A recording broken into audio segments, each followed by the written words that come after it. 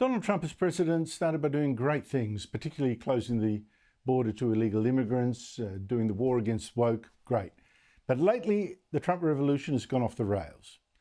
Another terrible day yesterday in the US stock market, with tech stocks especially losing nearly 10% since early this month. And that's after the latest slumps after Trump caused panic by threatening to fire the head of the Fed, the central bank, for not lowering interest rates. He'll leave. If I ask him to, he'll be out of there. But I don't think he's doing the job. He's too late, always too late, a little slow, and I'm not happy with him. I let him know it, and if I want him out, he'll be out of there real fast, believe me. And that's not all. There are even rumours Trump will fire Pete Hegseth, his Defence Secretary, after Hegseth now has twice shared sensitive details of an attack on Yemen in chat groups on Signal, which included his wife. And Hegseth, or Trump, either, have sacked 4 of Hegseth's top staffers last week, including his chief of staff. Then there were the wars that Trump promised to end, like in Ukraine. If I'm president, I will have that war settled in one day, 24 hours. Russian President Vladimir Putin has kept stringing Trump along for months, despite Trump treating him like a friend, although Putin did announce a 30-hour ceasefire for Easter. I order that all military actions be stopped for this period. But that was actually a fake ceasefire. Putin kept bombing Ukraine, while meanwhile pretending to be a Christian going to Easter services.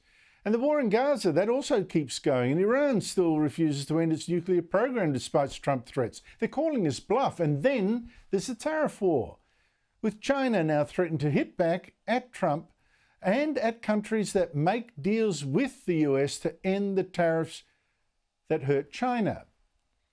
So, a lot of strife suddenly hitting Trump. Joining me is Trump's first White House spokesman, Sean Spicer. I spoke to him earlier. Sean Spicer, great to see you again. I just wonder how much trouble Donald Trump is in. I mean, now threatening to fire Jerome Powell, head of the Fed, causing the stock market to tank again. Was that a mistake?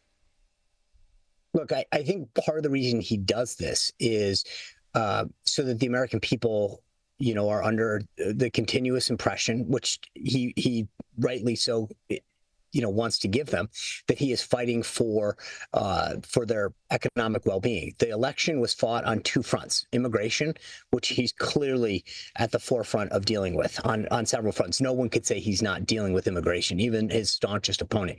And on the economy, Andrew, part of it is that there's only so much you can do. And obviously he's dealing with the tariff issue, which is probably adding some instability to the market. So he wants to show the American people he's willing to fight for them.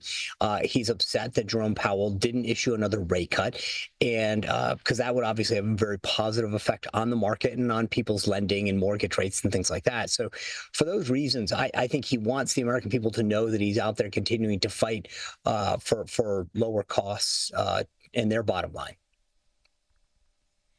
And then there's more noise, rumours, well, not that well sourced, but rumours that he'll sack his Defence Secretary, Pete Hegseth, who's caught up in yet another Signal scandal, sharing secrets of information that seemed to me pretty top secret about a bombing raid on the Houthi rebels in Yemen.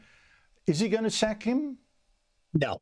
Look, I think Pete Hegseth is widely regarded as fulfilling the president's America First agenda. And at the end of the day, when you look at the results that Pete Hegseth has gotten, morale is up by, it's anecdotal, but I haven't talked to a single person in the military who's not excited about his leadership.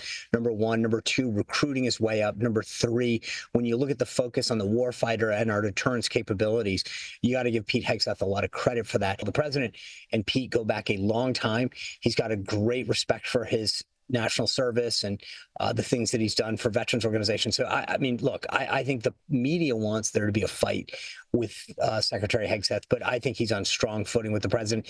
And I'll tell you another thing, both the president and Caroline Leavitt, the press secretary, gave strong signals today that he was on good standing. And that means a lot in Trump world. When the president and his top lieutenants go out and publicly back you, that means a lot.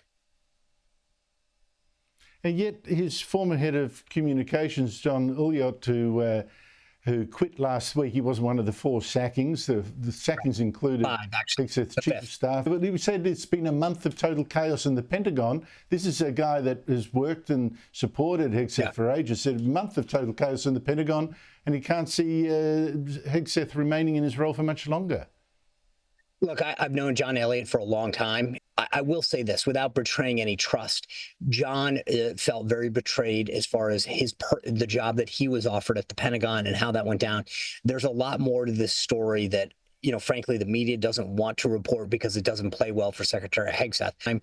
I know that there were some personal issues that he had with how his job went down there, and that I think has most of the issue surrounding this really is him being disgruntled with his own employment position at the Pentagon. I think a lot of what he wrote in that op-ed was because he was upset as to how his employment situation was handled. And finally, Vladimir Putin.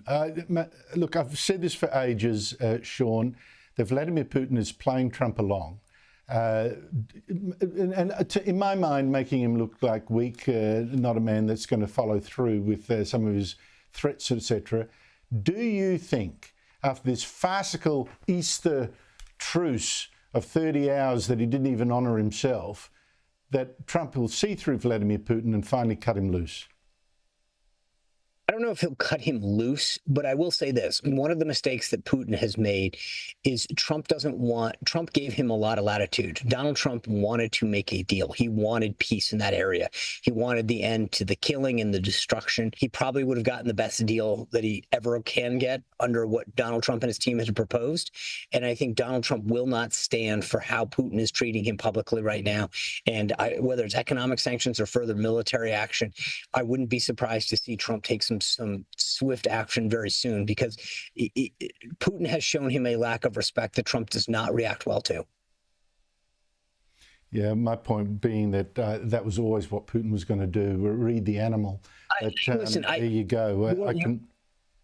I think you are right, Andrew. Putin had an opportunity to make a lasting peace, and he made a huge calculated mistake by not taking advantage of the situation and Donald Trump's overtures to make that peace. Yeah, but again, Putin never wanted peace. He wants victory. That's the thing. But anyway, Sean, I hope your read is correct, and I suspect it will be.